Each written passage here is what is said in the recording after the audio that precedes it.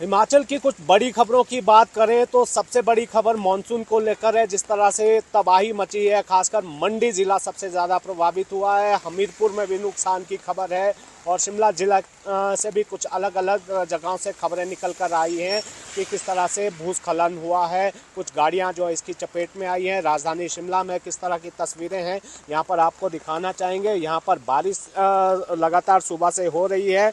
कोई ज़्यादा बड़े नुकसान की खबर तो नहीं है, लेकिन इतना ज़रूर है कि एहतियात बरतने के लिए कहा गया है। जो आगामी जो 3 घंटे हैं उसके लिए 9 ज़िलों के लिए जो मौसम विज्ञान केंद्र शिमला है उसकी तरफ से जो है अलर्ट जारी किया गया है। इसमें ये आपको बता दें कि बिलासपुर, हमीरपुर, कांगड़ा, कुल्लू, मंडी, शिमला, सिरमौर, सोलन और ऊना जिला में कुछ स्थानों के लिए ऑरेंज अलर्ट जारी किया गया है। ऑरेंज अलर्ट का मतलब है कि भारी से भारी बारिश यहाँ पर हो सकती है। और जिस तरह से मंडी के करसोग इलाके से खबर है कि वहाँ पर कुछ लोग मिसिंग है। गोहर में जो है मिसिंग की खबर है, एक मौत की भी खबर है। कुछ जगहों पर ये जो है ये कहा जा रहा है, हालांकि शुरुआती जानकारी है कि बादल फटा है, लेकिन भारी बारिश हुई है जिससे नदी नाले जो है उफान पर है। ऐसे में एहतियात बरतने की सलाह यहाँ पर दी गई है। जो राज्य आपदा प्रबंधन प्राधिकरण है उसकी तरफ से जो है लगातार जो है जानकारियाँ दी जा रही हैं, एडवाइजरी दी जा रही है। और जो ज़िला प्रशासन है उनकी तरफ से भी एडवाइजरी लगातार दी जा रही है। और ये कहा जा रहा है कि लोग जो हैं जहाँ पर हैं सुरक्षित स्थानों पर चले जाएं, अनावश्यक यात्रा से बचें और जिन जिन स्थानों पर ज़रूरत है अभी राहत और बचाव कार्य की वो यहाँ पर किया जा रहा है। तो प्रदेश में जिस तरह का नुकसान हुआ है इसको लेकर जो रिपोर्ट दी गई है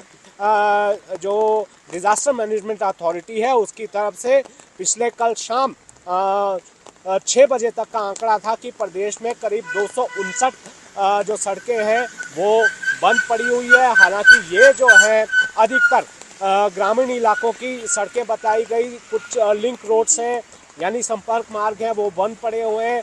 जिस तरह से बीती रात से बारिश हो रही है तो इनकी संख्या जो है और बढ़ सकती है। प्रदेश में जो बिजली व्यवस्था है, जिन इलाकों में भारी बारिश हो रही है वहाँ पर प्रभावित है। 614 के करीब जो ट्रांसफार्मर है वो पिछले कल शाम तक बाधित थे। अब इनकी संख्या भी बढ़ जाएगी। और जलापूर्ति की जो योजनाएं हैं ये बताया गया पिछले कल शाम तक की ये 130 के आसपास ऐसी योजनाएं थी जो प्रभावित हुई हैं। इनकी संख्या भी अब बढ़ने के आसार है। तो एहतियात बरतने के लिए कहा गया है। और आज इस तरह का अलर्ट है 9 जिलों के लिए।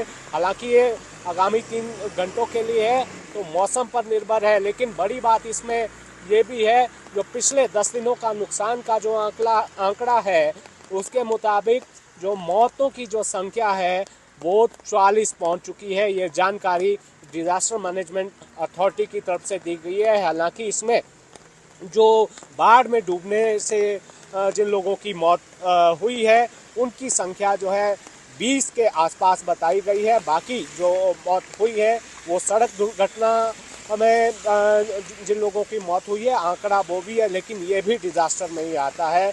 जो 6 पक्के मकान हैं वो ज़मींदोज हुए हैं। पिछले कल शिमला में आपने देखा कि किस तरह से यहाँ पर तस्वीरें निकल कर आई थी। ये मौसम की अपडेट है, इस पर नज़र हमारी बनी हुई है। अलग अलग जगहों से न्यूज़ 18 की जो टीम है वो आपको पल पल की अपडेट दे रही है। और इसके अलावा अगर हम राजनीतिक खबरों की बात करें तो यहाँ पर जो भाजपा के प्रदेश अध्यक्ष हैं, नए प्रदेश अध्यक्ष, हालांकि नामांकन एक ही व्यक्ति का हुआ था, उनका आज औपचारिक ऐलान होना है।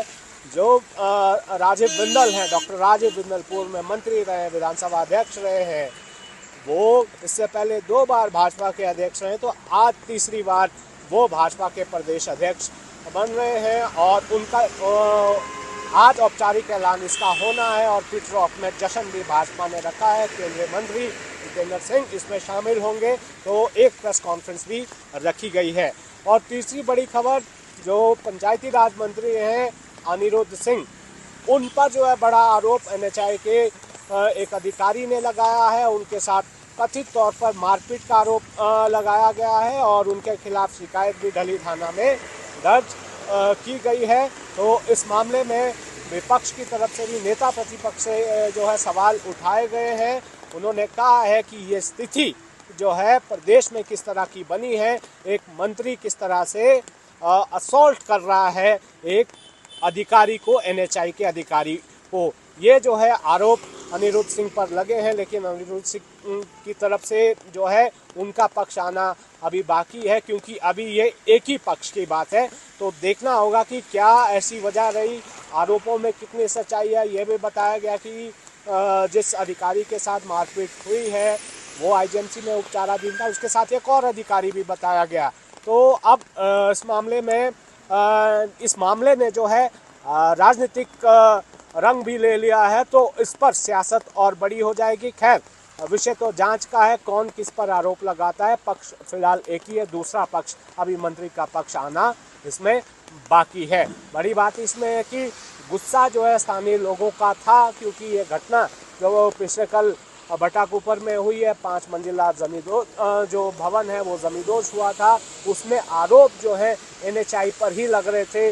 जो 4 लेन निर्माण हो रहा है उसमें ये आरोप लग रहे थे कि गलत तरीके से, अवैज्ञानिक तरीके से जो है वहाँ पर कटिंग की गई, जिसकी वजह से जो स्थानीय लोग हैं उनको नुकसान हो रहा है और बड़े पैमाने पर यह नुकसान हो सकता है, ऐसी संभावना जताई जा रही है। उसको लेकर भी गुस्सा था।